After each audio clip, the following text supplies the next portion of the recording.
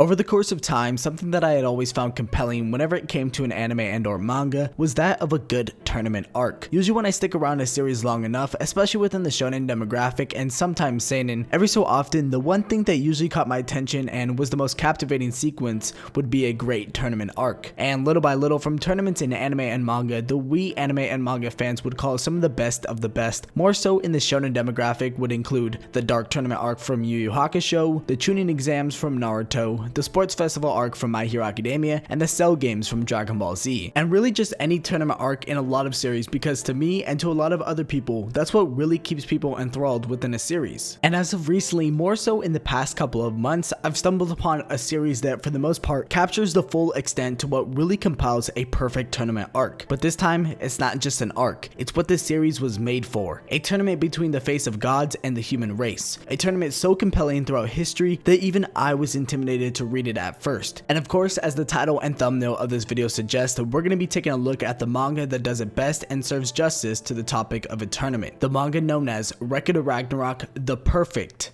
tournament manga.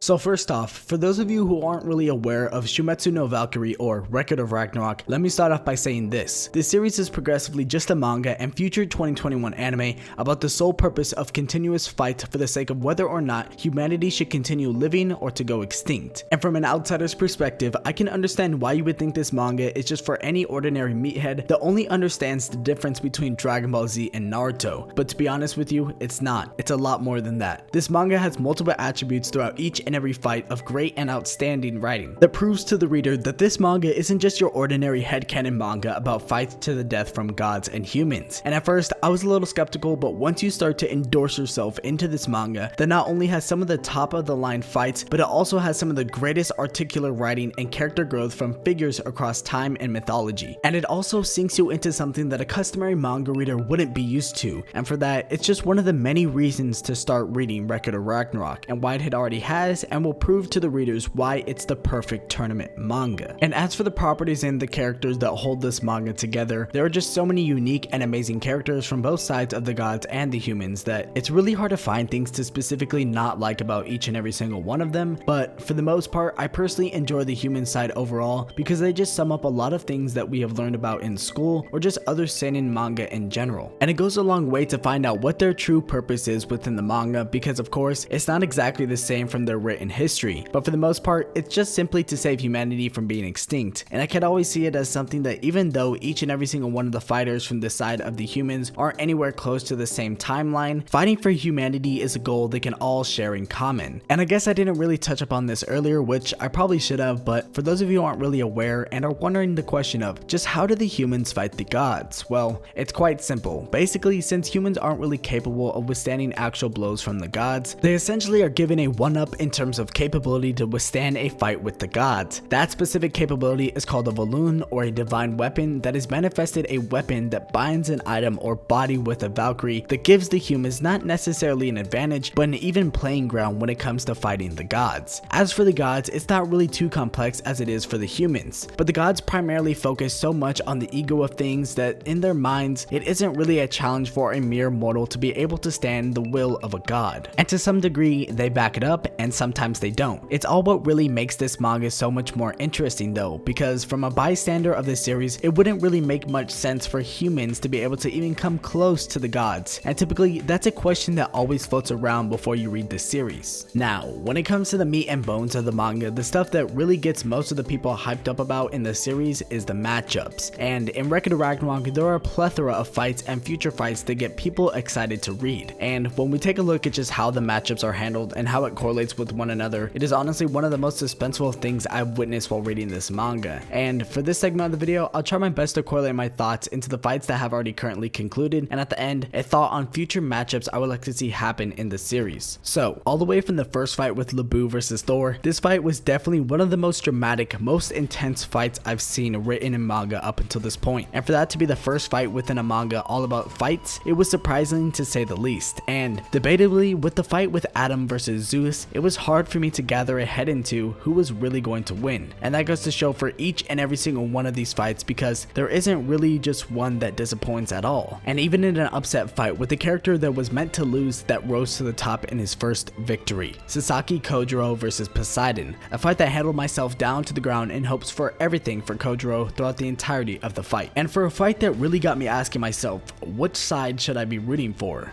Jack the Ripper versus Hercules was definitely my favorite fight within the series so far. And as the third fight in the manga, it had so many properties built up into it. Throughout this series, I was always rooting for the human side of things, but when it came to the fight with Jack and my boy Hercules, things started to change a little bit. But as the fight progressed even further, once again, things started to change, and it was really just a roller coaster of emotions, and as messed up as it sounds, it made the villain compelling. And as for the most recent and current fight that just concluded, it was a fight that some people would say it was the most underwhelming, but to me, I found it just as great as the other ones. And so with that, it just leads us to where we are now in the manga, and potentially the next matchups might be better depending on the people who are paired up. Personally, I don't want to go into a lot of depth on this topic. I think would be great for another video, so if you guys want to see that, let me know down in the comment section below. But the thing I will say is that I definitely want to see my boy Buddha fight, and a theory I have of a 2v2 matchup somewhere in Ragnarok sometime down the line. And for those of you who made it this far in the video, I hope I was able to shed a bit of light on this underrated manga that really compiles everything that a tournament is and why it should justify as the perfect